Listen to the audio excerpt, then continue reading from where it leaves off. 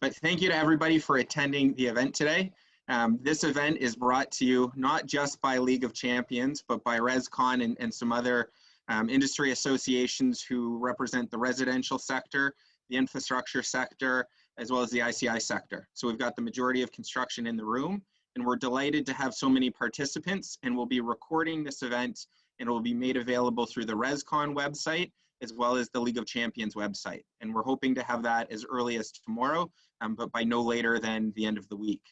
So we are honored to be joined by the Minister of Labor Training and Skills Development, as well as the Chief Prevention Officer, and I'll have the pleasure of introducing both of them shortly. We also have two panels today featuring health and safety leaders from across the construction sector. When we started planning this event, the details were different, but the approach was the same.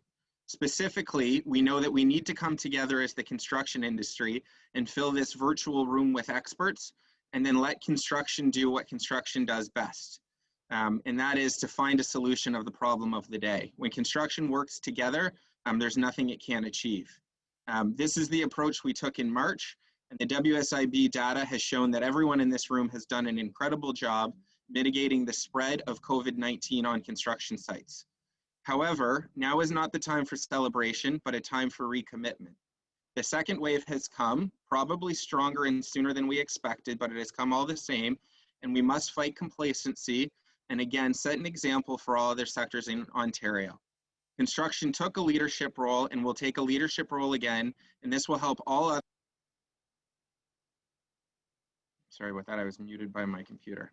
And this will help all other Ontario businesses fight COVID, and their success will be our success, as this summer, when we looked at our supply chain and the shortages that emerged, whether it was wood or other products, we're all in this together. And so the Ontario economy depends on construction, and construction depends on the Ontario economy. The good news is this time we have the information that we need, and we know what to expect and what to do. This is a great advantage compared to March, when new information was at a premium. The task is now to implement and execute. And that is the purpose of today's webinar, to bring together government and the construction industry to reinforce a commitment to health and safety and recommit to keeping all workers safe. With that, I would like to introduce the Honorable Monty McNaughton, the Minister of Labor, Training and Skills Development. Introduce Monty. Monty is the MPP for Lambton, Kent and Middlesex. He's no stranger to the construction industry, as when he was appointed, he hit the ground running. And I think everyone in construction knows his face, and that just shows how dedicated he is to making sure that stakeholders and different groups are heard. Also, he's acutely aware of the issues that we face in construction, including the supply chain shortages, as he was affected by one, I think, this summer when he was looking to build a treehouse in the backyard.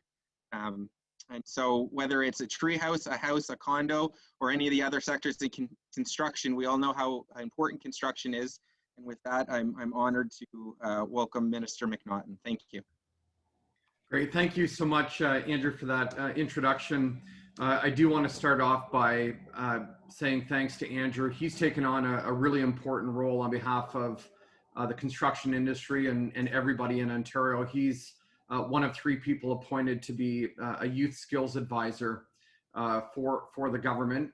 He's going to serve the next number of months helping the government really get more young people into the skilled trades, you know, from introducing skilled trades as early as grade 1 to other measures that we're prepared to take. So Andrew, thank you for your leadership role. I also want to give a shout out to Ron Kluski, who's on and is going to be speaking. I mean, we owe him a debt of gratitude. He and his team have worked really hard with many of you on this call this afternoon, keeping people safe in workplaces right across the province. So Ron, thank you for everything that you do for everybody in Ontario. I'm really pleased to join you this afternoon to give you an update on the actions that our government is taking to ride out the second wave of COVID-19, as Andrew said, that we are now facing here in the province of Ontario. And first of all, thank you to the Residential Construction Council of Ontario and the Ontario General Contractors Association and all of you for putting on this important virtual event today. It's important that we keep the lines of communication open to share information and best practices. If there's one thing this pandemic has done, it's reminded us how vitally important health and safety is in the workplace as well as in all of our daily lives. Creating healthy and safe workplaces is an ongoing process and is a top priority for the government. Our government has taken a number of actions to respond to the COVID-19 pandemic. Together with our health and safety partners and many of you on this call this afternoon, we developed more than 190 workplace resources to ensure consistent approaches to protecting workers. We've heard from a wide range of businesses, farms, marinas, grape growers, as well as the construction industry. They tell us the sector-specific information has been very useful in helping them develop their own safety protocols. Inspectors have been working every single day and night to ensure all sectors are complying with health and safety laws. We recently announced that we're hiring 98 new inspectors to meet this increased need. I'd like to share a comment from a letter sent to me jointly by Jeff Smith at Ellis Don and Patrick Dillon at the Provincial Building and Construction Trades Council of Ontario. The letter referred to the rigorous inspection and enforcement of the law across industry job sites. And it said, and I quote, "Increased enforcement helped ensure that everyone knew that compromised safety would not be tolerated. It gave our skilled workers and their families the added confidence they needed to show up each day and get the job done," unquote. I'm obviously very glad to hear that. When we maintain safe workplaces, we can protect people's jobs and allow businesses to continue operating. Our government also created a fall preparedness plan, keeping Ontarians safe, preparing for future waves of COVID-19. It highlights the nearly $3 billion we're spending on a variety of measures. These include expanding testing and contact tracing, expanding testing in pharmacies, hiring over 3,700 more frontline healthcare workers and caregivers, and launching the largest flu shot campaign in the country. We're also supporting employers in understanding their responsibilities under the Occupational Health and Safety Act. For example, the Provincial Building and Trades Council of Ontario received $250,000 to increase health and safety training. The construction industry has been one of the sectors hard hit by the pandemic, but it is also one of the major drivers of our economy. We want to support this sector, not only in keeping people safe, but also ensuring that there are enough skilled workers to meet the needs of the province. With all the infrastructure projects in the works, the province will require more than 26,000 additional skilled trades workers over the next few years. To meet that demand, we're investing in skilled trades and apprenticeship programs. Recently, we announced $37 million to support more than 15,000 people in upskilling and retraining in skilled trades. We are providing Ontario's pre-apprenticeship training program with $21 million this year to give more young people opportunities to train in the trades. We're supporting apprentices who are just entering their field by forgiving outstanding loans for tool purchases. And we recently introduced a tools grant, which will help about 12,000 apprentices annually purchase the professional tools they need. These and other initiatives are supporting your industry to get back on its feet. Over 500,000 people are back to work, including tens of thousands in manufacturing and construction, which is just great news for the province's economy. As we all know, good, meaningful jobs lift people up and are the foundation for strong families in all of our communities. But we have to remain vigilant and protect workers and the public as we face this second wave of the pandemic. New modeling figures show that Ontario could soon see about 1,000 new cases every day. And we have to work together as we have during the first wave to turn the tide in this fight. Government and businesses, private sector and public sector, we must all continue to work side by side to respond to a very unpredictable environment for the foreseeable future. With mutual respect and determination, I know that we will all be able to rise above this difficult period in our history and bring our economy and the construction industry roaring back. So with that, Andrew, thank you so much for inviting me to be here, and it's great to see so many people participating. And thank you to everybody in the construction industry for working together. We've done a great job, and it's really an industry that we can all be proud of and to point to as a role model in Canada. So thank you. And thank you again, Minister. I know on behalf of the construction industry, we couldn't be as effective if you guys weren't effective at the ministry level. And so that goes from the top down, but thank you very much, because I know the commitment you've made, and this probably wasn't how you planned to spend your spring and summer, but we're really glad that you were able to lead us through this and dedicate the resources at the Ministry of Labor to keep everybody safe and keep everybody working. So thank you very, very much. Great. It's a team effort. Thank you. I'm going to turn it over now to Ron, and I'm just going to pin his video. So I've got the pleasure of introducing Ron as well, and Ron has also been a big champion and done a lot of work, and I'm sure he's had a couple tireless nights and long days since March started.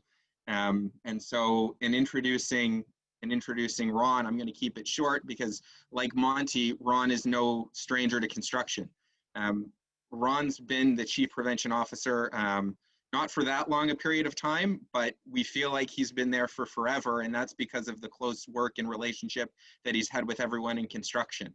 When this crisis hit, Ron sprung into action, and under his leadership and under his team and working with Monty, we were well taken care of, and we're able to do some pretty incredible things. So with that, I'm going to turn it over to Ron to address the group.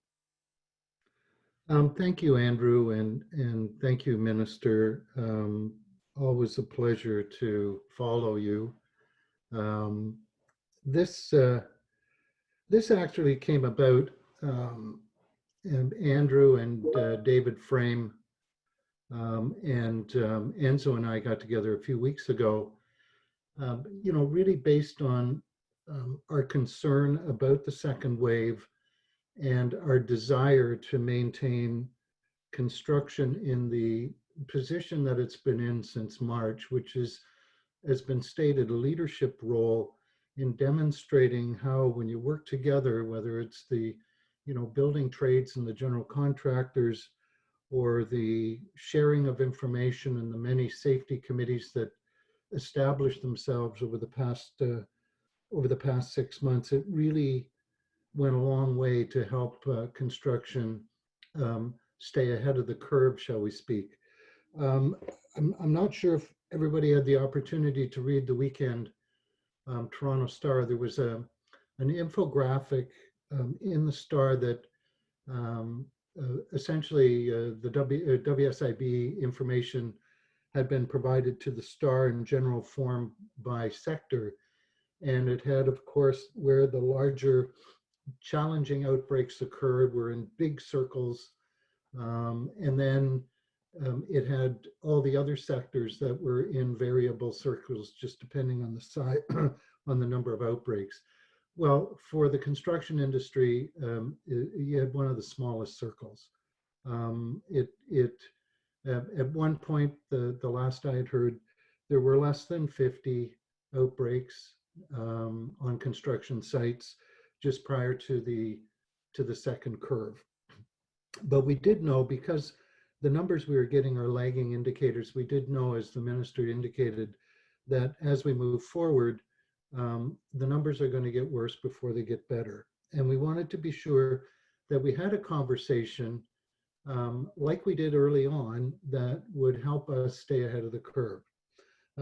We've seen that the importance of risk assessments, the importance of understanding the difference between source control and facial coverings, the hierarchy of controls, all of the things that were really necessary in helping us move forward back in the day needed to be updated. We know that, after 6 months of something like this, where there is just a tremendous psychological impact, not only on the job site, as we're being very cautious to be safe in general, but it's an added dimension of vigilance that's required, which adds another element of pressure to the job itself. But it also affects the home life as well.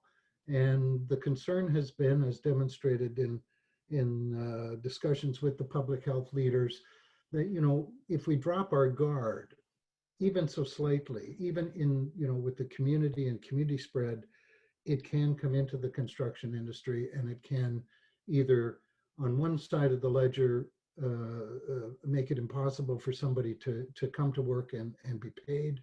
And then on the other side, the ledger, the productivity from a general contractor point of view is adversely affected because of the number of staff that are in holding and waiting. And added to the complication is the variability of where the concern lies. We know that Toronto, Peel, and Ottawa have significantly more concern to public health than other areas of the province, but we also know that Durham, York, Halton, Niagara, and Hamilton are just slightly behind those other areas. But if we talk about the whole of the GTHA, we are talking, you know, pretty much the lion's share of the infrastructure activity that's going on in the province. So we really do need to be extra vigilant in what we are doing. One thing that's happened, what we're suggesting is that we're updating the guidance notes. So if you recall back in March of 2020, in the early onset of this, it was the same group of people, essentially Andrew and David and the industry, we got together and said, let's try to translate something from public health speak into industry speak to be able to provide contractors with and staff with the guidance they need to be safe. We also did a full court press with our health and safety partners, particularly infrastructure, health and safety, in setting up compliance teams to assist the construction sites, the site managers, on what they needed to do in the interpretation. And this was really, really successful. We engaged our Section 21 committee meetings on discussing things like masking. We set up, as mentioned, the health and safety committees to have regular updates, to be able to share information and keep abreast of what's going on. I think in this time, if you know, from my personal opinion, and this is one of the priorities that we're going to place on the release of the new strategy, it's how we transfer knowledge and how that knowledge is translated by our workers. I'm a firm believer that when we're faced with this level of adversity, encouraging our site managers to spend time in the morning to be able to talk to the employees, to be able to share information with them. The importance of a toolbox talk cannot be understated in this time. Being able to just answer questions and fears that may exist within the community of the construction site. We also know that technology is changing, and we may be able to shortly start addressing some of the concerns about it's taking me too long to find a test and yet again too long to get the test results. Well, we've been sharing some technology that was recently approved by Health Canada that could solve some problems in that regard. We also know that there is variable information coming out of different public health units simply because of the circumstances that are occurring in those communities. We are trying to align the information so that there's limited confusion out there. And I know it can be really frustrating when you have that. So I've met with the industry stakeholders throughout, and with the support of actually the Prevention Council that has a number of constructors on that and tradespeople. And I'd just like to commend their dedication to the health and safety and the fighting of this pandemic. And our ultimate goal collectively is to continue to keep workers safe and to keep workers working and to keep this major sector of the economy moving forward. So obviously, as indicated, the modeling is going to show that we're going to be subject to increased numbers. And our goal here today is to fight what we have characterized as COVID fatigue. You know, it hasn't happened to me until it does. I'm, you know, sitting at home, I've got to get out. And if we're not careful, then that simple act of going out, it could continue to cause a challenge and shut things down. We had done a blitz this weekend of establishments across the Greater Toronto area to be sure that people were following the rules, to make sure that masking was in place, to ensure that physical distancing was in place, making sure that the 2-meter rule stuck and it wasn't 1.5 meters because we could cram another person in a patio. We really, really need to follow the rules. So we are re-releasing a safety plan, which is an updated version of an employer guide. And we are also updating another guide with respect to masking and source control. So to make sure that we have the latest information to be able to provide to people. And the government has released a workplace screening tool that can be implemented and adapted to your workplace as needed. And under the Reopening Ontario Act, active screening is now required for workplaces. So we just ask you to continue to maintain physical distancing, the importance of the utilization of the hierarchy of controls, and when you develop a safety plan, to control the hazards in your workplace. You know, plexiglass barriers where possible, markers to control traffic, good ventilation, frequent cleaning and disinfecting of commonly used tools and surfaces, source control, masking, and where needed, personal protective equipment. And as was mentioned earlier on, it is getting easier to get PPE. I remind everybody, if respirators are required, they need to be fit tested. So with some changes that have occurred in healthcare, just as an FYI, fit testing is going to be at a premium for the next little while.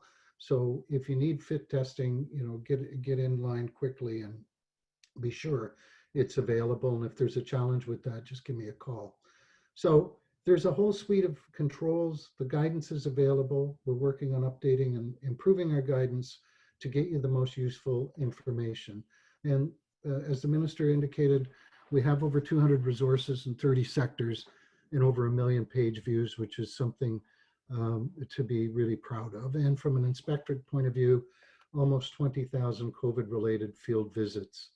And through the hiring of more inspectors and the move to continue to provide compliance assistance to our employers, it's that balance of ticketing and advice that we will continue to carry on. And to the health and safety associations that have been front and center, they are also available to help. So we want to keep the word out. Safety is our priority.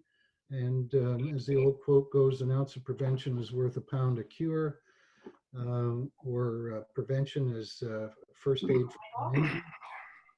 So we'll continue to work with the construction sector, the Prevention Council, and Craig and the League and OGCA, and all of the formal and informal activities out there to be able to get this message across. So my virtual door is always open. You've got my email.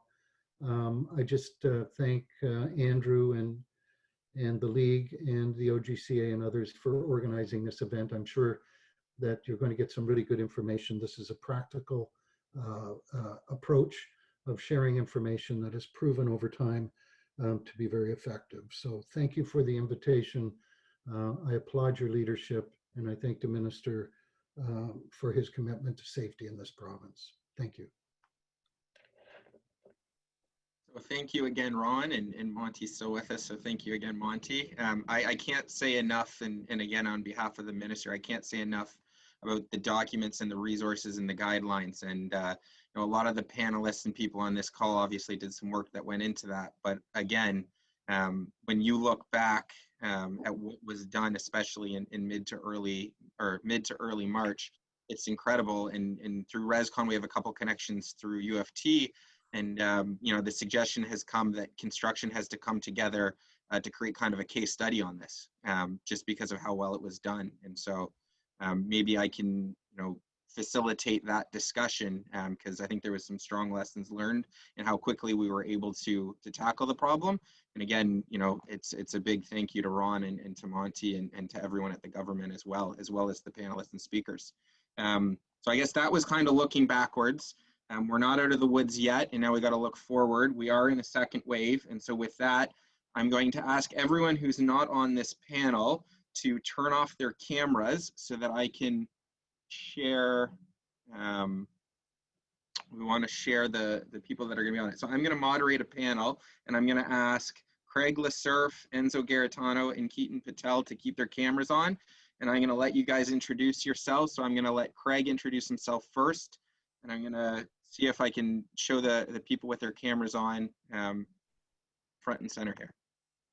Well, thanks very much, Andrew. And, thank you, Minister McNaughton and Ron. That's some great talk there. A lot of stuff is all about action, and you've shown your leadership.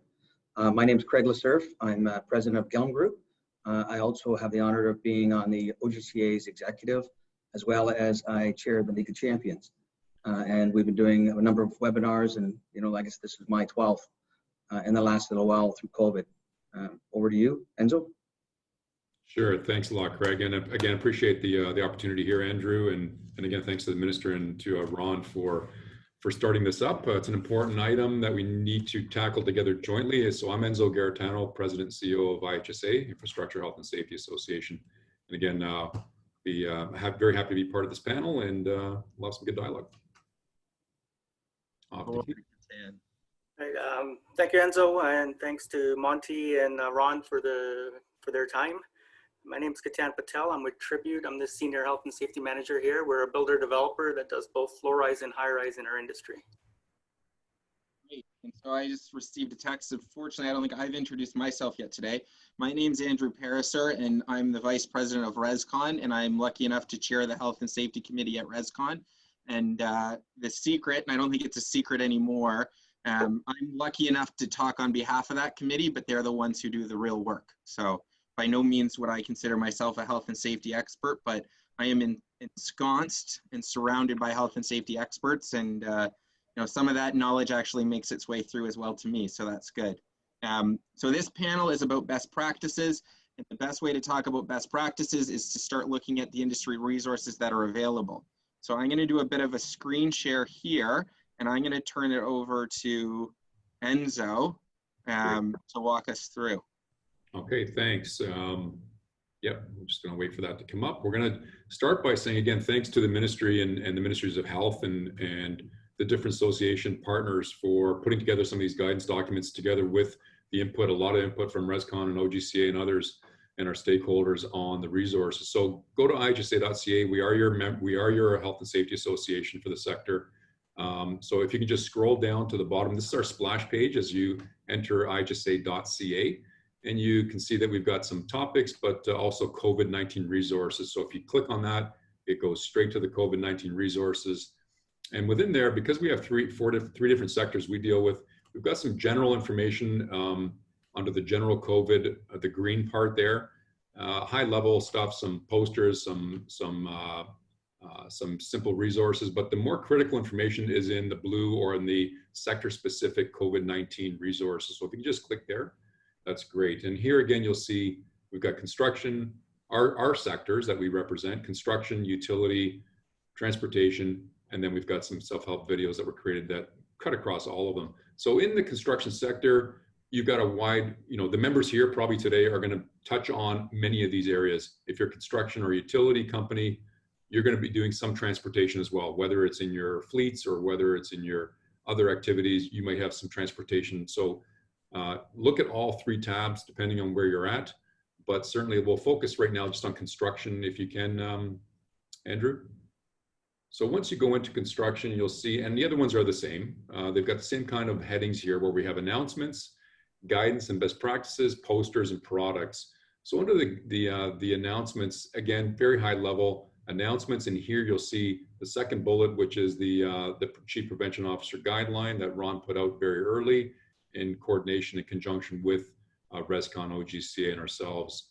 And this again outlines links, it provides links to the different self-assessment documents, best practices, and general high-level activities and expectations for the industry, the construction industry in particular in this case. So if we go back, Andrew, to that previous tab. So you've got announcements. Now the real meat and potatoes per se, I know it was a long weekend, you ate a lot, but the real stuff there is in the guides and best practice documents. And in here, you've got all the different topics that were worked on, as Minister McNaughton mentioned, 190 or so, but within the sector itself, we had about 36 to 40 of these resources that cut across different topics. whether it's responding to a suspected COVID-19 activity or exposure, or working and handling paperwork, which people do on sites every day, to screening, to also best practices around sharing tools and equipment. We've got it in both French and English. So you've got a bunch of different best practices here, and they're all founded on basically your RACE concept: recognize, assess, control, and evaluate. So the documents are all produced in the same manner, same formatting, so you can look into providing your own, converting these into your own best practices in accordance to your policies and your practices, which again are founded on Plan, Do, Check, and Act. So please look at these resources. Under the posters piece, you'll find some simple posters that were developed through the ministry. And in there, these are free to download. Take them as you wish, print them out, post them. And again, nothing screams complacency more than faded posters and things that are missing. So please take a look at these, use them at your will. And the last tab, just take a look at a couple more. These again were produced by the government. And the last tab are some more hard products for your use, stickers, decals to put on washing facility areas, on the floor for separation. Let's say you're at a lift and you need to make sure that people aren't jamming up together. You've got those things. You've seen them in the malls, you've seen them in the stores. Hopefully you see them on your sites as well. So that overall is where the resources are. There's some short videos, how-tos as well on the video tab, and they get into hand cleaning, gets into some things that you can do on site for portable washing, driving and cleaning your vehicles. A lot of people share their vehicles, share their tools. So there's a bunch of short videos here, minute, 2 minutes, 3 minutes max, that you can use for your resources. I think that cuts it now for the resources. Andrew? Yep. Yeah, so again, ihsa.ca brings you straight into those resources by clicking on the COVID-19 resources. Excellent. And so, we all had a pleasure to work with IHSA and the CPO. One person, Patrick McManus, and I know Sewer and Waterman was also on that document early on. And so I do have to throw that name out there. They were very active in how these construction guidelines got put out there as well. But I'm going to turn it over to Craig with the first question here. So you had all these great policies. You had the government that worked with industry to create them at a ministry level. IHSA was working on their policies. How did you take that policy and make it practical on your site? First off is you so start with your people in the field, the front lines. The construction, everybody talked about it. If you remember back in early April before we were all essential workers, and then certain sites got shut down. And the biggest thing was to educate everybody and to make sure that they had everything they needed on the site. We immediately set up signage and started with a laminator and got a laminator going and got them all sites that they could put out to withstand the weather, a little more than a day when you start putting up paper. And what we tried to do was get them the tools and tools to actually manage their sites and make sure that all our workers on the site were educated. We held 2-box talks. We practiced social and physical distancing. Social being when you keep people apart totally, and physical when you get close enough that you actually are within the 2-meter barrier. So you got to separate everybody. We did a lot of that. I think we worked with industry, a lot of feedback. I was on regular calls with Ron talking about it, yourself, Andrew, and others.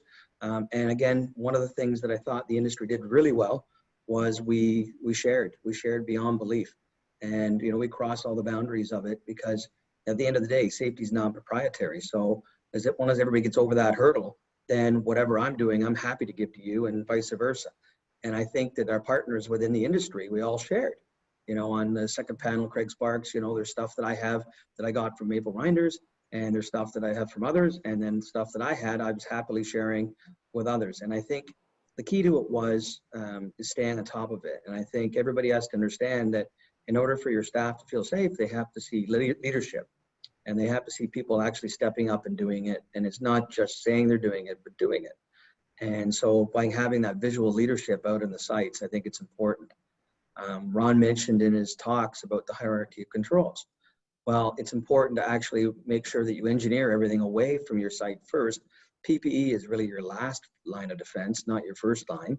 and to focus on that. And so by actually putting people in circumstances where they have staggered starts, staggered shift times, staggered lunches, making sure your space is as few people exposed as possible for exposures, it's important. And I think, you know, as an industry, we all got together about that. I think that our numbers show it. I think our overall attitude shows it, and it's important. We now have taken it to the next level, which is signage. And we have got all these special signs that are stickers. They're really easy deployable. They're movable. When you move to a new area, you slap a sticker up and away you go. You know, they're 11 by 17. And some of them are mounted on aluminum, some aren't. And again, it gives us the flexibility. Those are good points. We're going to come back to the culture point. Before we go there, I just want to go to Keaton. In the residential sector, we didn't shut down. And so it looked a little bit different. And I just wondered if you could comment on that and how in the residential side, were you able to take those guidelines and resources and get them out on site? And then we'll move to a question on culture. Yeah, Andrew, good points. One of the biggest challenges we had in the residential sector was the layout of our sites. I mean, most of our residential sites have multiple entrances, varying start times.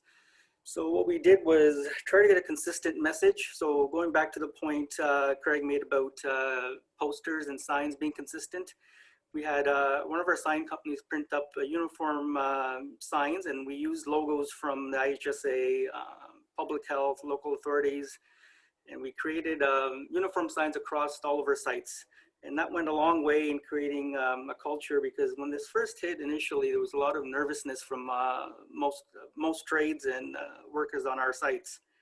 And what we did was we took information from the World Health Organization, IHSA, CDC, and the local public authorities, and then we kind of leaned towards IHSA because that was more relevant to our sector.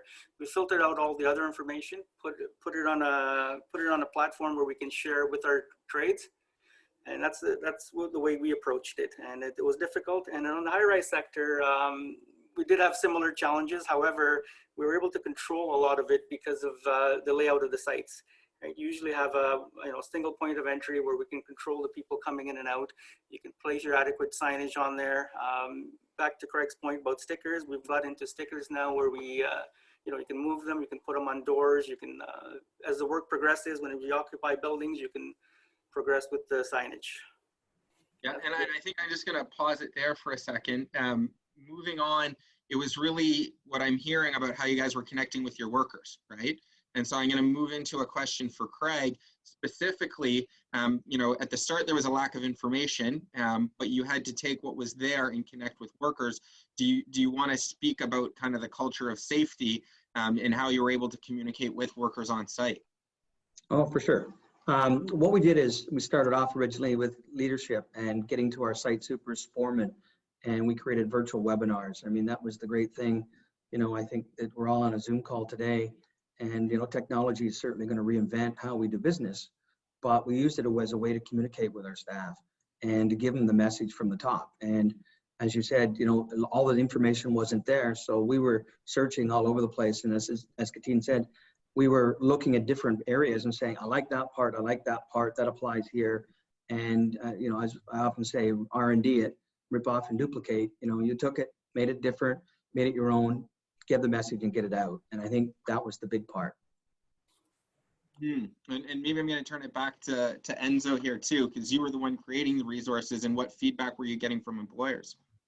Well, I think, getting clarity around using the resources in an appropriate manner is important. And that means looking at it systematically or systemically, whatever you want to call it, is to look at it holistically, right? What are you doing? You're doing a risk assessment.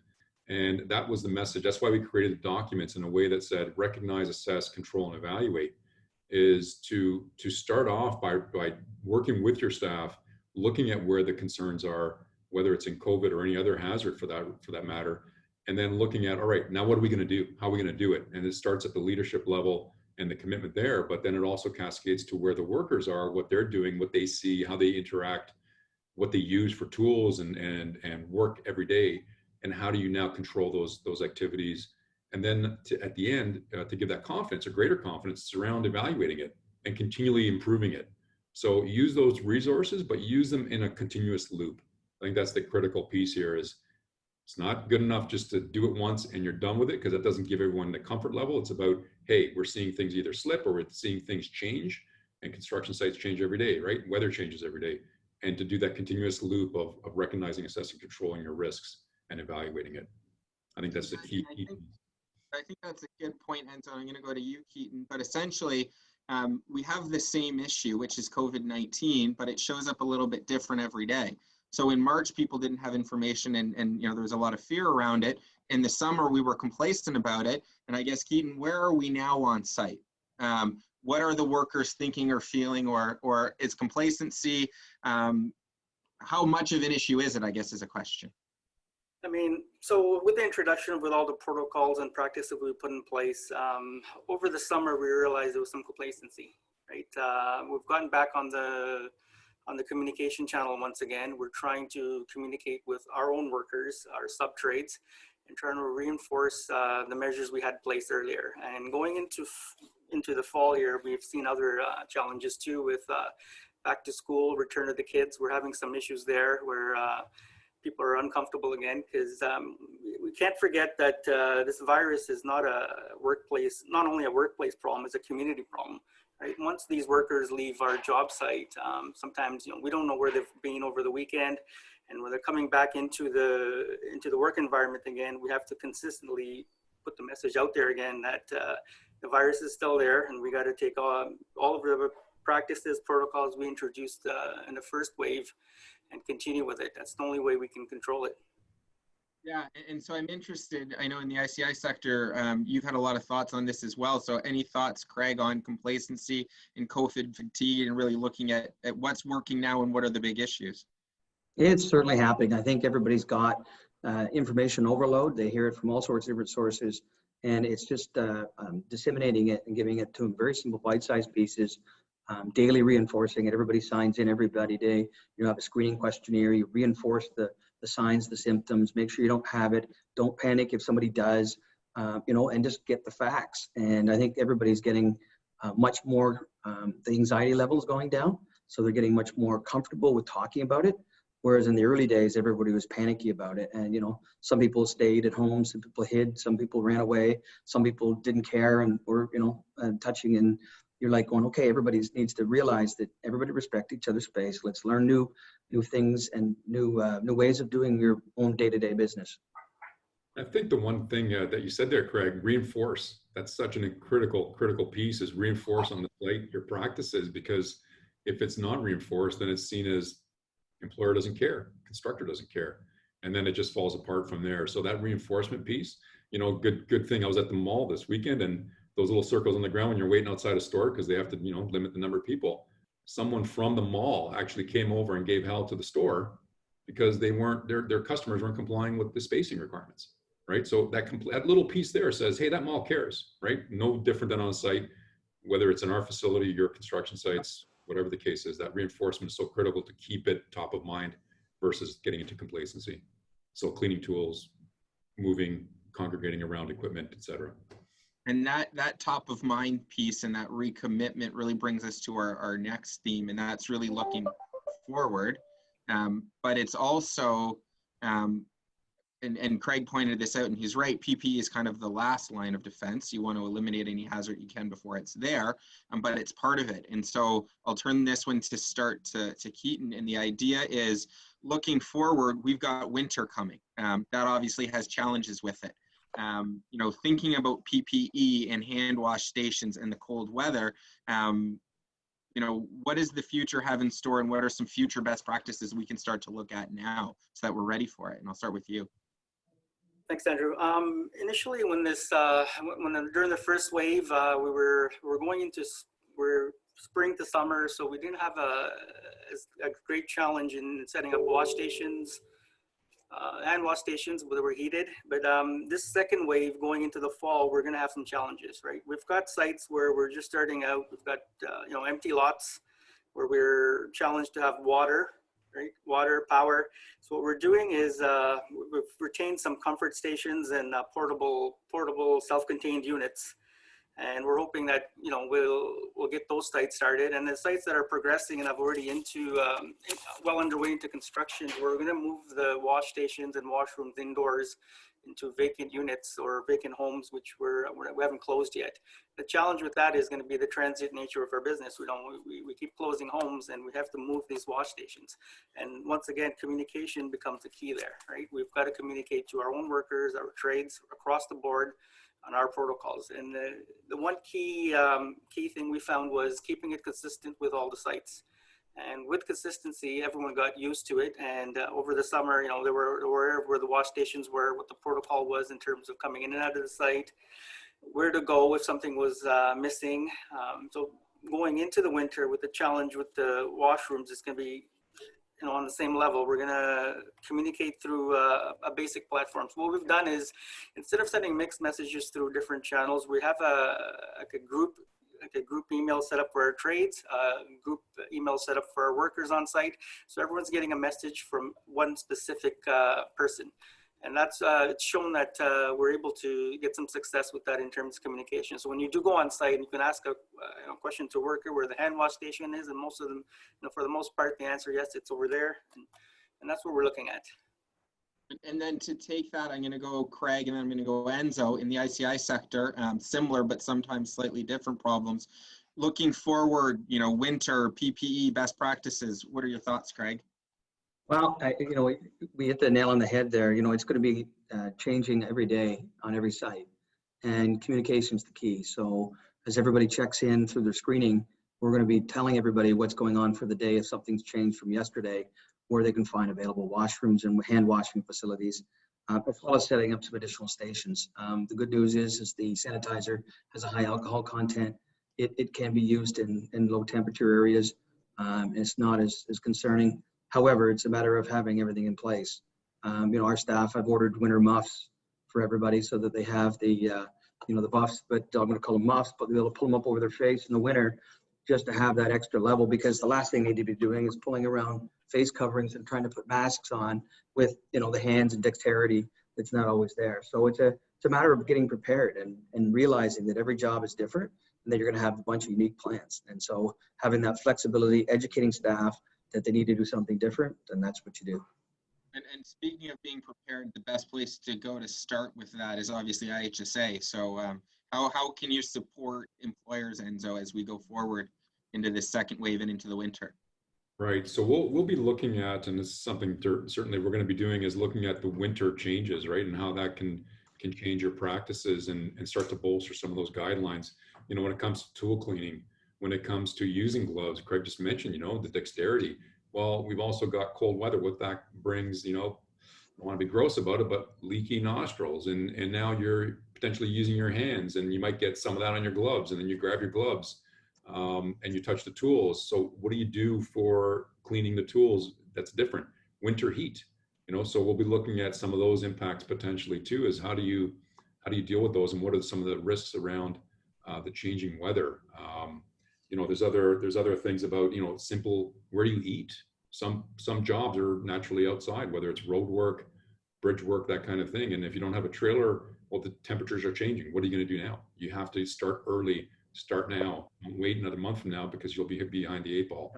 So is about promoting that preparation now. So we'll be doing a lot more blitzes out of communicating, getting ready, communicating changes to the weather, and what those impacts do for your assessments and how you move forward. And I think the important thing is no employer is in this on their own. We specifically came together as, you know, the infrastructure, residential, and ICI sectors on this webinar. As Craig said, construction is united in this. We've been sharing best practices, and we'll continue to do so. As employers, you're not alone. You've got your associations, you've got the IHSA, you've got a lot of resources, you've got the Ministry of Labor. Everybody wants to help. I'm going to turn it over for what I'll call final thoughts. So I'm going to give each speaker, you know, please leave the audience with one thing you want to take home. I'm going to impose a little bit as the moderator, and I'm going to say, if people haven't downloaded the COVID-19 screening app, please do so. Has as many Canadians as we would have liked downloaded it? Probably not, but it still is an excellent tool that can help keep people safe.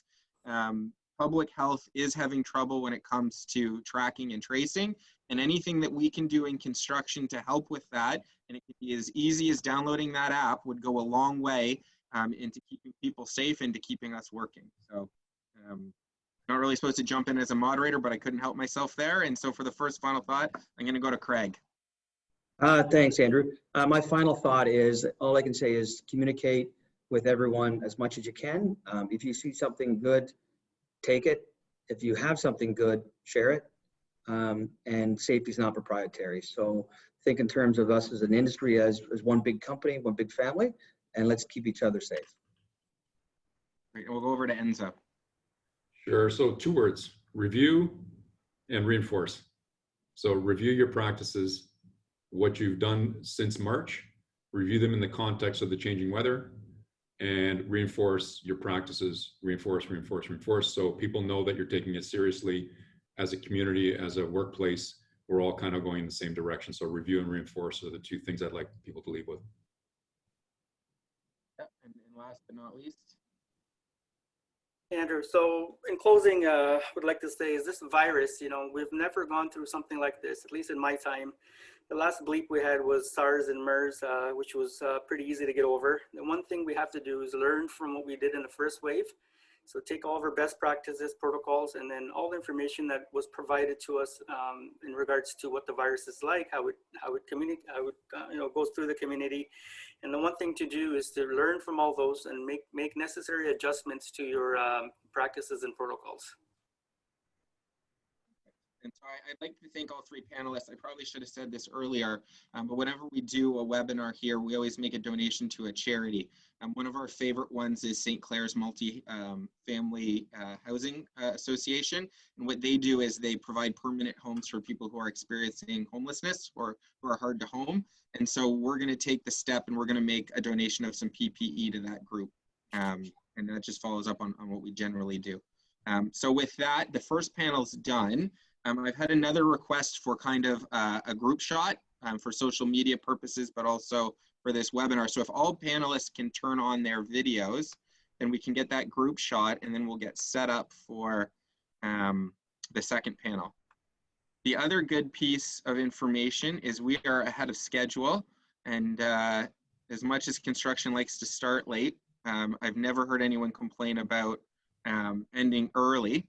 And so we're going to stick with that, and we're going to see if we can end early. So if we can get Ron and David and Amina, if you're there, to turn on your cameras, and then we can just do a quick shot, and then we'll get the second panel off the ground here. I don't know if you're there, Amina, or not. Okay. So Emil, if you're listening, oh, there's Amina.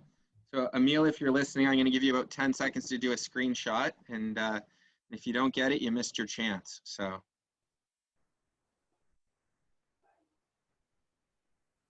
Perfect.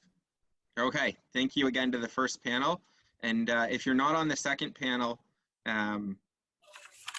please turn off your screens. And I'm going to pin everybody on here. Darren.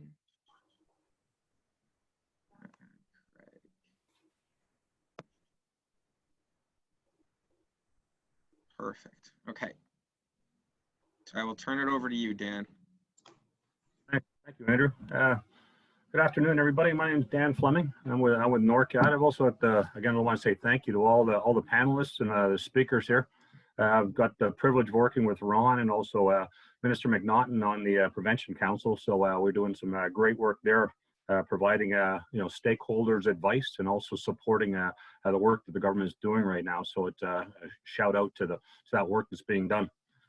Also, some of my roles is I'm on the steering committee with the League of Champions. So as Craig mentioned about sharing of best practices, we've been having these webinars now for I guess about 10 of the webinars over the pandemic, and they've been working out very well. We've got a lot of support from the industry, and we'll be able to share a lot of the practices. So great work. NORCAT ourselves, we're a not-for-profit organization. We provide skills training, health and safety, and technology for the construction, mining, and forestry industry. We got locations right across Ontario, Thunder Bay, Timmins, and myself here in the GTA supporting you. So pleasure to be here. We're going to be doing a second panel where we'd have 3 great case studies of, we'll be talking about acting of confirmed cases. So my three panelists that I have today, I've got Craig Sparks, Daniel DeSantos, sorry, Daniel, and then Darren Husak. I'll let you guys do a quick introductory and tell us a little bit about yourself. Craig can start us off. A little intro. Your name? Yeah, thanks, Dan. Yeah, Craig Sparks, National Health and Safety Manager for Maple Reinders. Been with the company for 20 years, and yeah, this pandemic is definitely something that I've never faced, but I can appreciate good teamwork that Maple has, and yeah, we'll keep on trucking with this pandemic. Awesome. Yeah, thanks, Craig. I've been working with Craig, I guess, for the last couple of years now. We've been working together. Also, Darren. Now, I'll bring Darren up on board. Go ahead, Darren. Thanks, Dan. Darren Husak, the Environmental Health and Safety Manager with Condrain. We are a sewer and water main contractor. I guess you'll hear more about our story in a minute. Yeah, thanks, Darren. I worked closely with Darren when we was with IHSA, and also on the work you were doing also on the what is it, not the Prevention Council. What's the Darren? You're chair of the 21. Yeah, Section 21 committee for the construction industry. Great work. And Daniel DeSantos. So hi everyone, my name is Daniel DeSantos, Health and Safety Manager at Tridel. We are a high-rise residential developer, and as everybody else, we're here to learn and discuss and share some more thoughtful information that can help us to deal with this issue. Great. Thanks for being with us, Daniel. So great. What we're going to do, we're going to have 3 case studies, and as the case studies come out, we'll ask a few Q&As regarding the case studies, and we'll work together as a panel to get some best practices of what to do. So I'm going to start off with Craig, and Craig's going to give us a little story about some of the situations that happened with him over the last couple of months where we had a confirmed case. Go ahead, Craig. Yeah, thanks, Dan. Before I get into it, I just want to thank senior leadership. It's because of what you guys are doing for all of us that inspires us to keep on working hard to keep our people safe. So I appreciate that very much.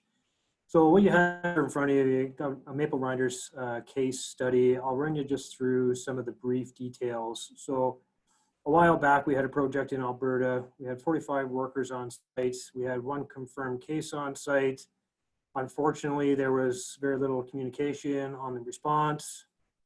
There was a decision to shut the site down, sanitize the entire site, and the project was shut down for 2 full weeks, and we had some issues with the client.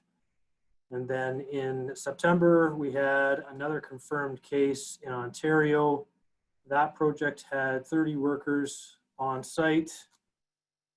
We had 2 confirmed cases involved, 1 that was on site. So the difference is, we had good response communications for sure. We used our developed tools to make good decisions. The project was not shut down at all.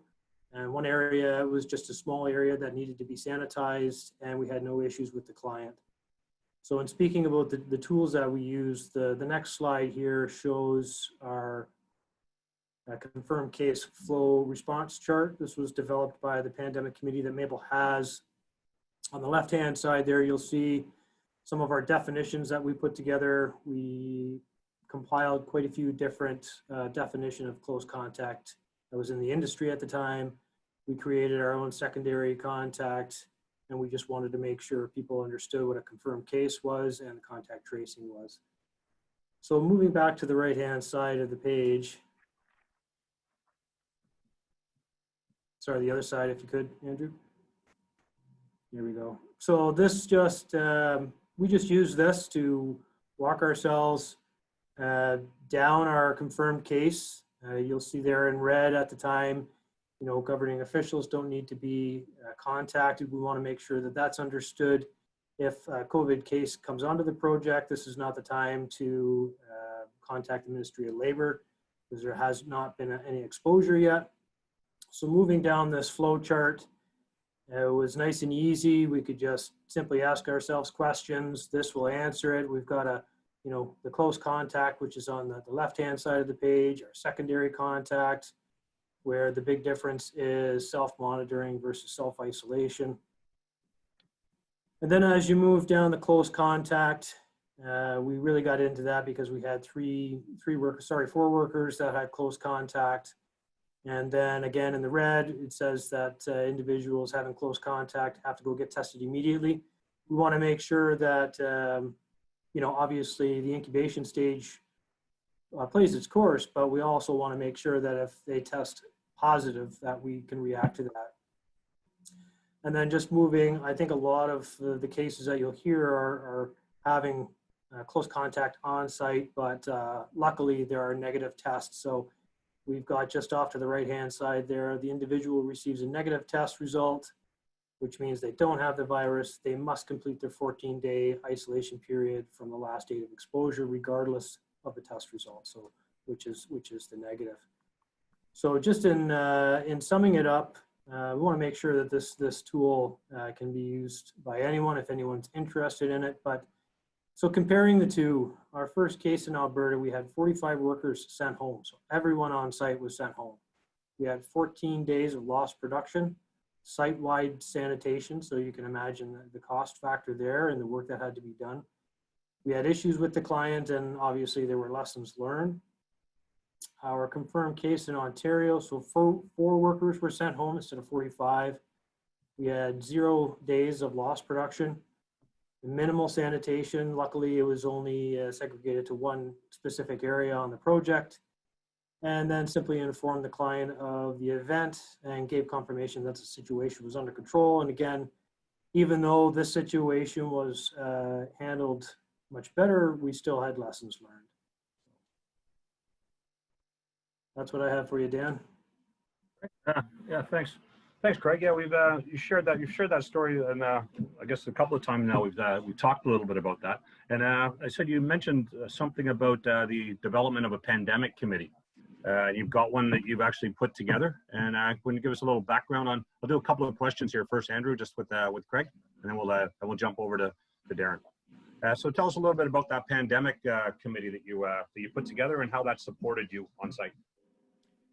Okay, yeah, early on when the pandemic hit, we formed a pandemic committee, quite a few members across the country. We have people from Kelowna, Edmonton, here in Mississauga, and step by step throughout the pandemic, when it comes to any kind of tools or dealing with different situations, we gather as a committee, make decisions, formulate tools, develop tools, and they go straight up to the executive team to decide on. And even though I head up the pandemic committee, when I was on site, there was a lot of confusion happening at the time. And I mobilized a Teams meeting, and we had everyone there across the country. And it was quite impressive to have the whole committee there. And we had our subcontractor there at the same time. And you could tell that they were quite impressed with the people that we had. But it was good to get their trains of thought, just because they're somewhat separated from what's happening on site, the hustle bustle, what's going on. And it was just good to have the committee there just to assist, and went well. I can imagine so, especially with the confusion and that occurred from the first case. Right? So I'm sure probably all the support that you had really helped that out. Some of the other things you were talking about was a timeline, right? Producing a timeline. How'd that timeline assist you? Great. When we were on site again, trying to figure everything out, I just sat everyone down, removed people that didn't need to be in the trailer, and just figured out, okay, let's figure out the timeline. There was a weekend party that had happened. There was COVID at the party. We had to figure out who was at the party, when the work was being done. So we figured out that timeline prior to the committee meeting. That gave the committee an opportunity to make good notes and ask good questions. That's what the timeline's all about, the contact tracing session. Absolutely. Yeah. Great. Good. So what I'll do is we'll go over to Darren, and then we'll talk a little bit about lessons learned as a group when we get in there. So Darren, please share us your case study. Okay.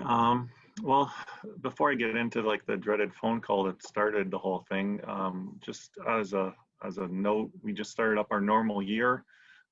Basically, sewers were going, roads were going, earthworks were just getting going. February, as COVID started to become more prevalent, there was that little bit of an uneasy feeling going around. In March, we started to notice, and talking with our suppliers about PPE, it started to become a little bit of an issue. And then obviously the government started stepping in middle of March. You start seeing all kinds of things shut down, and we internally hit a pause button on March, I think it was the 24th, just because of PPE and a few other things.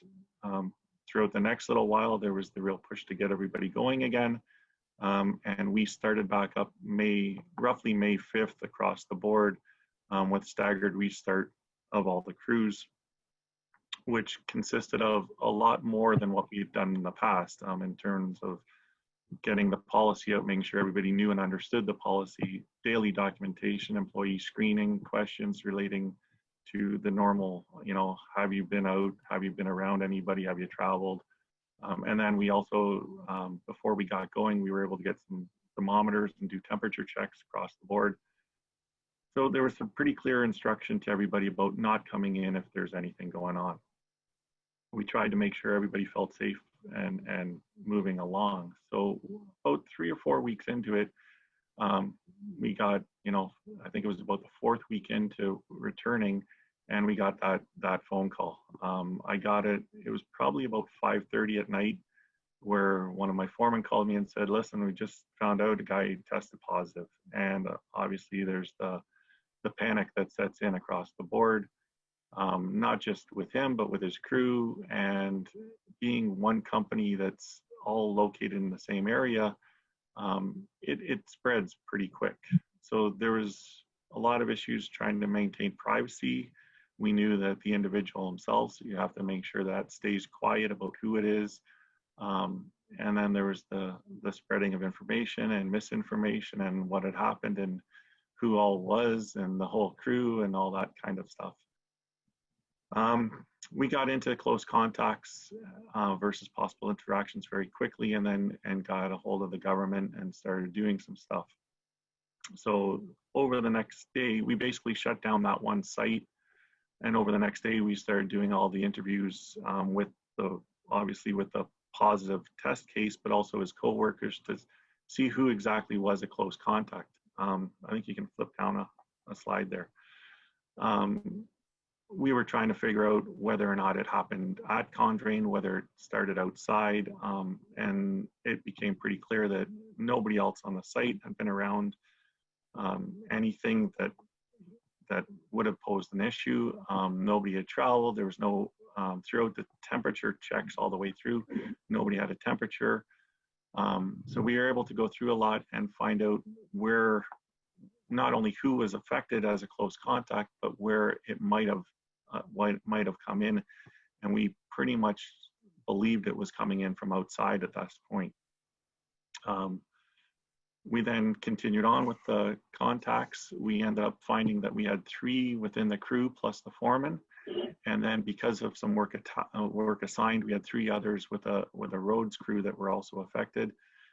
We talked to public health because the individual lived in one area and our office was in another. We had to specifically deal with York from the company point of view, but we also had to deal with Muskoka because that's where the infected worker was. We got a hold of everybody, made sure everybody understood what was going on, and all 14 of those 7 people above were all off for the 14 days.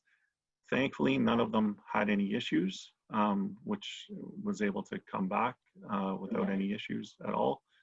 When it comes back to the project itself, we conducted a pretty deep clean of everything.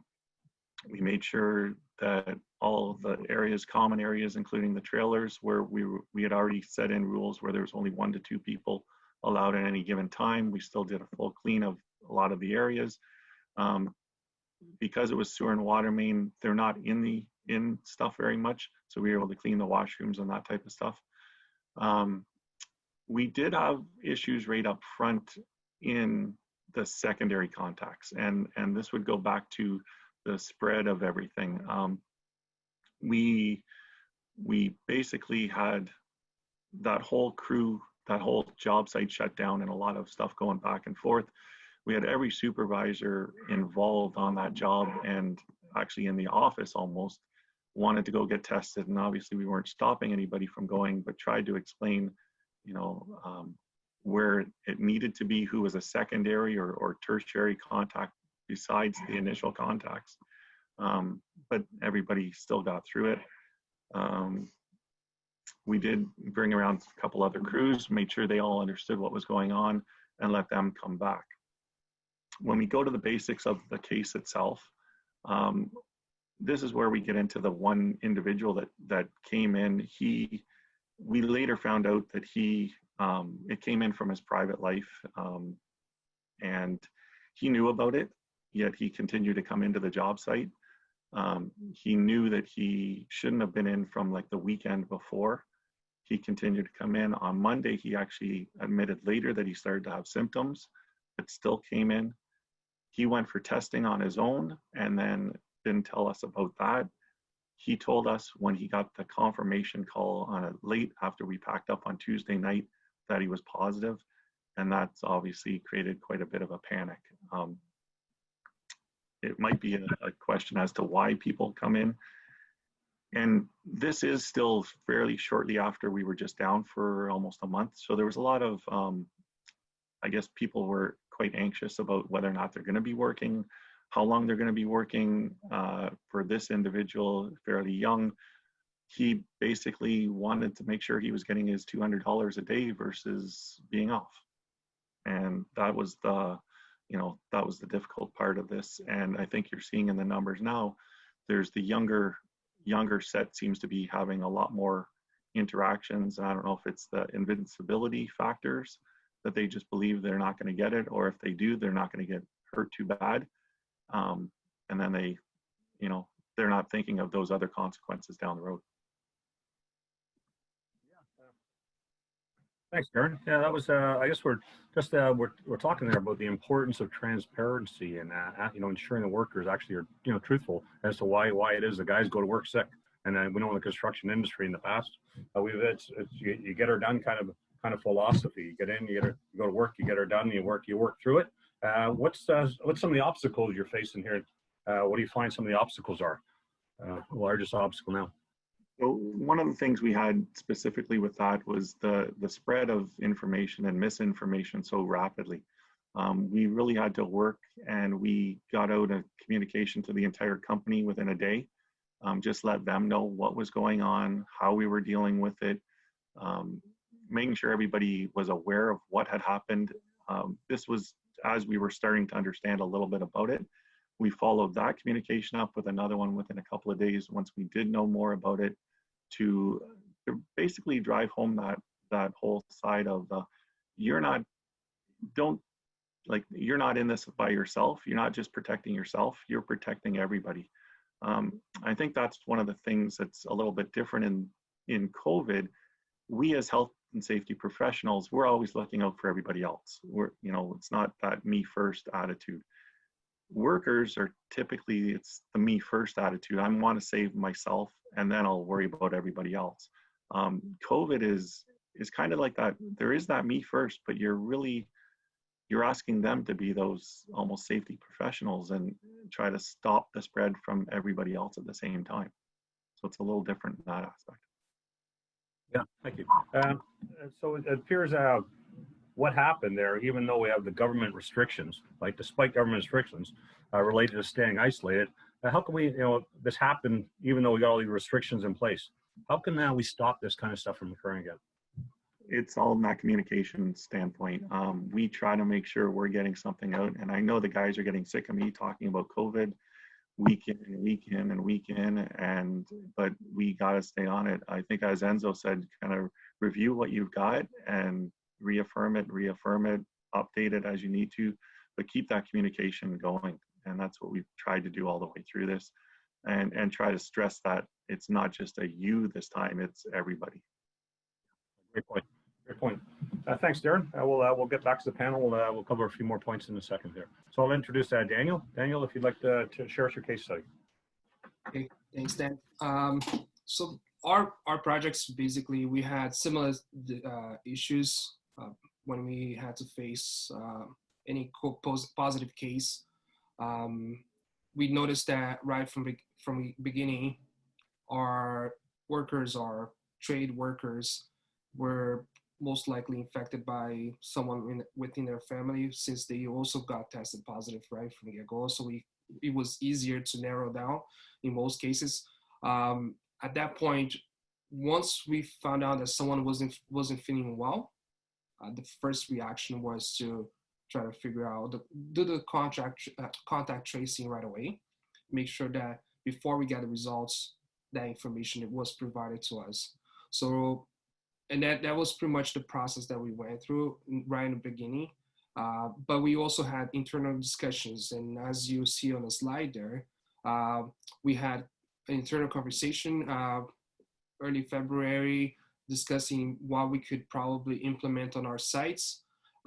March, our senior management, along with the safety department and some other departments, decided to work on getting thermal imaging devices to assist with the screening process at the gates. That was implemented shortly after. And then, so for us, one of the things that we had to be on top of right away was the fact that supplies were not available or were scarce in most cases. So we had to kind of put the team together and make sure that the team was getting the supplies on our sites as soon as possible, which was really helpful because we were able to maintain our projects ongoing without an issue. And then make sure that we had further discussions with different workplaces other than just the construction projects. And beginning, our focus was making sure that construction projects were running, but then at the same time, we want to make sure that all the other workplaces were still running safely as well. So as I think, as everybody else here in this panel and in the panel before, the difficult part was to gather the accurate information at a fast pace and then pass that information along to workers and trades and so forth. We worked really hard and making sure that the information was provided to everyone in a decent manner. But that was only possible because we worked together with agencies like Toronto Public Health, Ministry of Labor, IHSA, looking at their information on the website, and many other agencies helping us out in this process. And then we were able to come up with a proper process.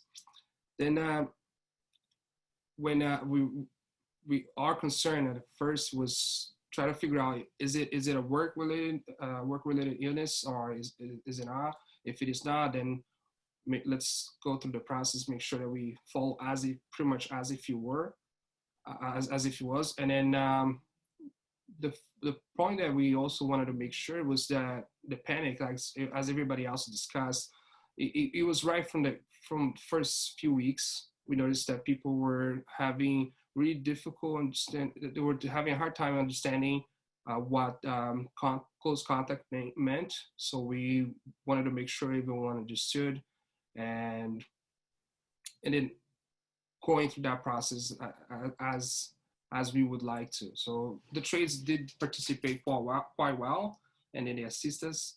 I think the only way we were able to achieve that was because we focused on the educational aspect of it. At first, we wanted to make sure that during the site orientation, all the workers were aware of what was expected from them and what we were planning to do in there to prevent any issues on site, to make sure that they were safe. So we made sure that we had some kind of documentation available to them, giving them the instructions where the washrooms were, where the washing stations were, what we're doing when it comes to sanitation of the site and so forth.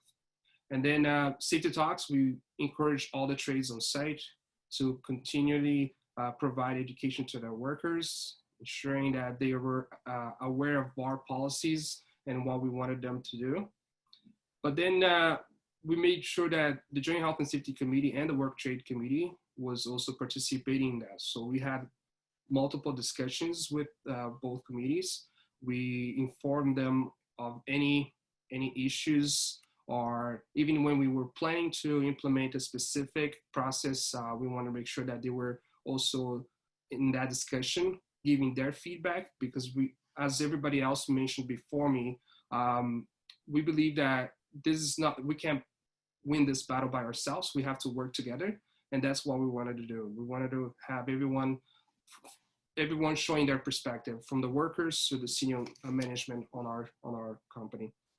And then we discussed with the Ministry of Labor, WSIB, whenever was needed, getting their feedback, and as well with some of the inspectors.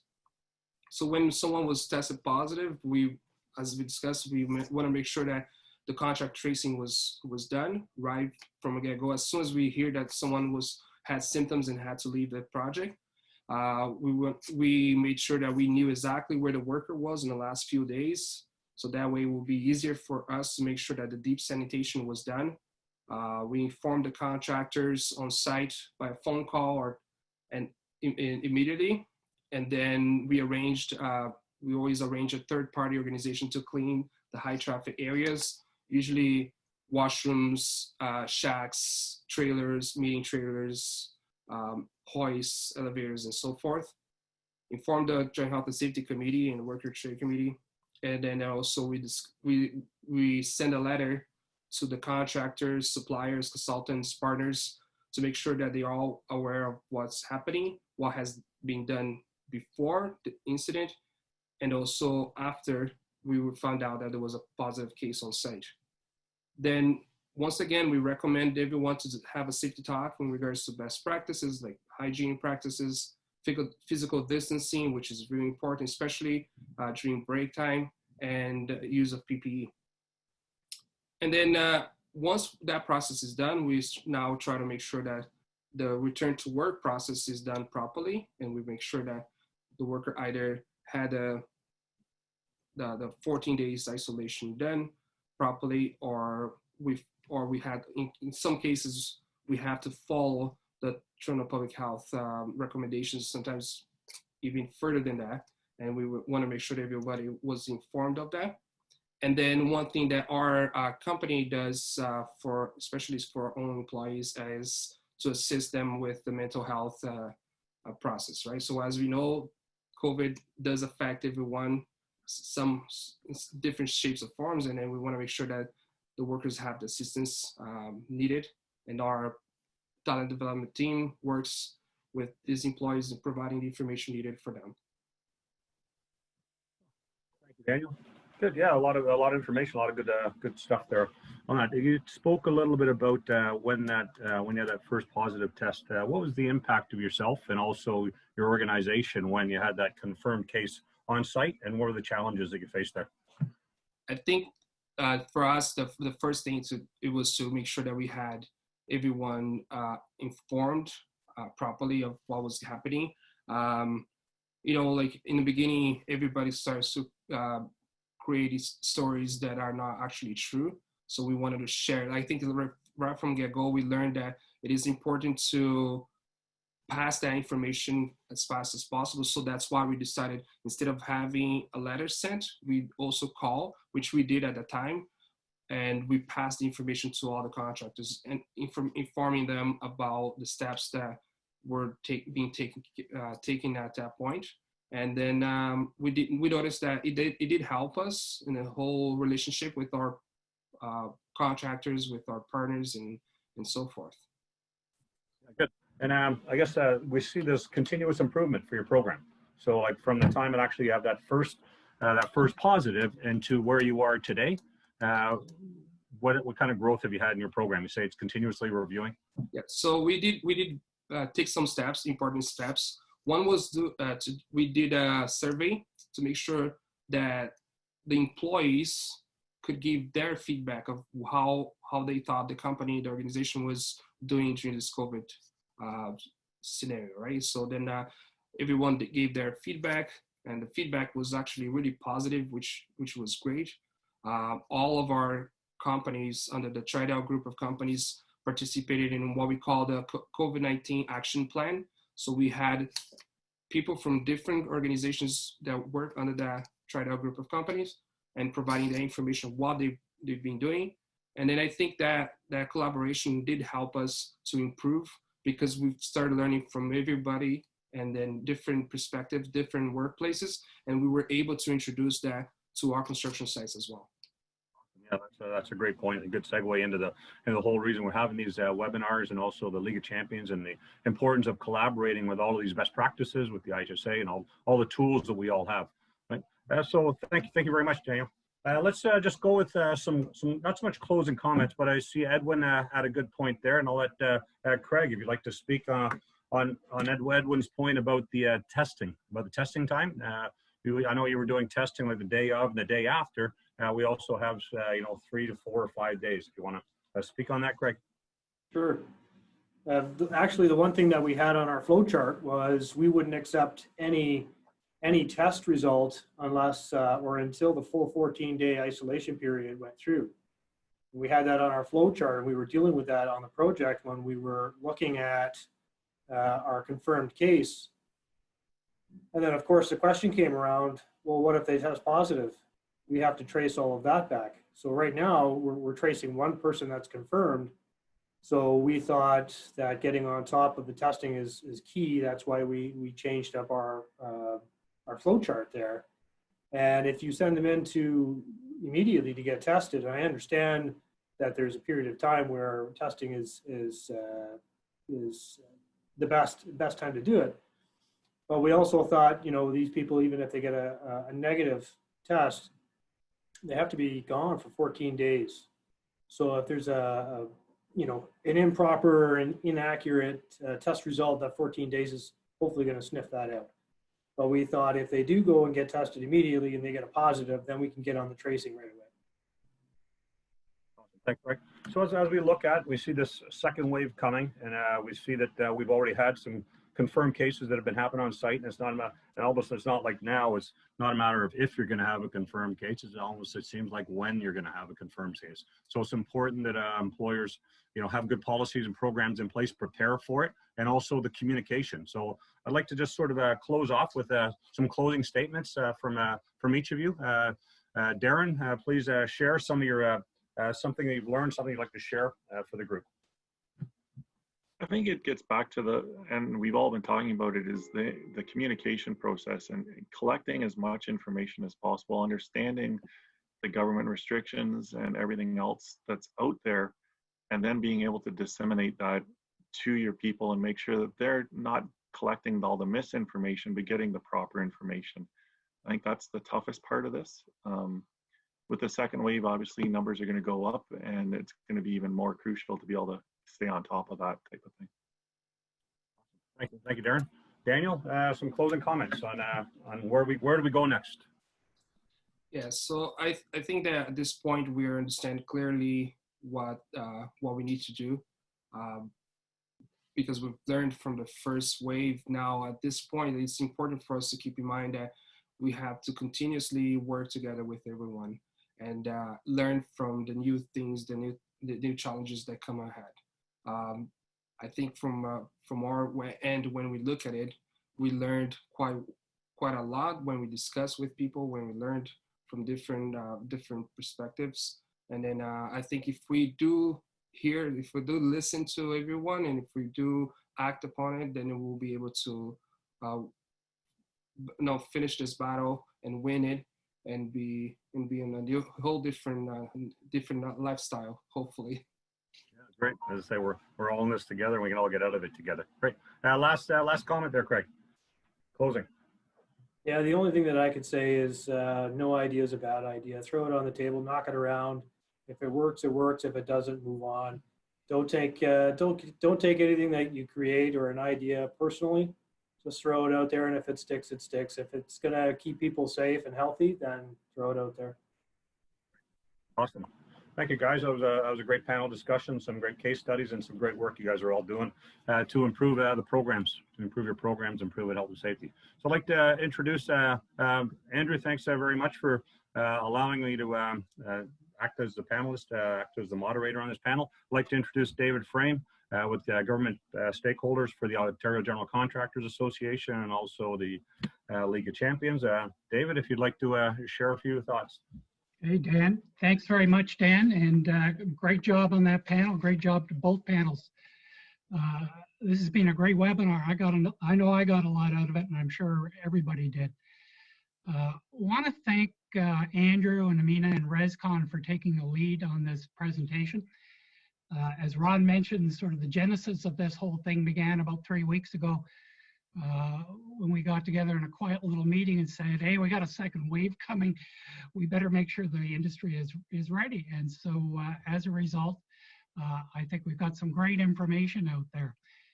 For the League of Champions members, I believe this is the 12th presentation we've had since April. And the League has used these to focus on getting our members and government working together to share information. And very much like this presentation, it's about sharing information, helping the whole industry be ready to get past this. So for those of you who are not familiar, who are on this and are not familiar with the League of Champions, you've noticed a number of us, like Dan and I, with our League of Champions jerseys that we wear proudly. There's Dan's. And the League of Champions vision is to make the construction industry safer by inspiring everyone to be health and safety champions. And so that's what we've been doing through COVID. And if you're interested in getting involved or knowing more about the League of Champions, you can go to our website, theleagueofchampions.com, and we'd be happy to follow up and let you know anything you want to know about it. As mentioned, this event is being recorded. It has been recorded. And the reason for this is there's a lot of information that's been presented to you today. As Craig LaSurf says, this is all part of your R&D process, rip off and duplicate. So if you missed anything, go back on the recording. It's on the ResCon. It'll be tomorrow. It'll be on the ResCon website. Tomorrow it'll be on the League of Champions website. You can go over and review some of the material. Please use it. This is about supporting everybody who's on this broadcast with having a better program. And there's a lot of material there for you. And lastly, if there's any other issues, information you need, good ideas for other broadcasts, let us know. This is just one of a series, and hopefully Andrew will have 2 or 3 or many more presentations together so we can reach both the ICI, the residential and heavy civil industry all at once. Thanks everybody, good job, congratulations. Over to you, Andrew. Great. Well, back- And There with you go. that, I don't think there's anything else to say other than thank you again to all the panelists and speakers. And I definitely look forward to future collaboration. I know there's been advancements in testing and different things like that. So I think we're going to have another potential joint webinar topic probably sooner than we think. So connect with you offline on that, and thank you to everyone today. Stay safe. Thank you all the panelists. It was a great job. Thank you, Andrew. Thanks. Thank you. Thank you. Thank you. Thanks, everybody. Well Ron. done. Thank you. Enzo.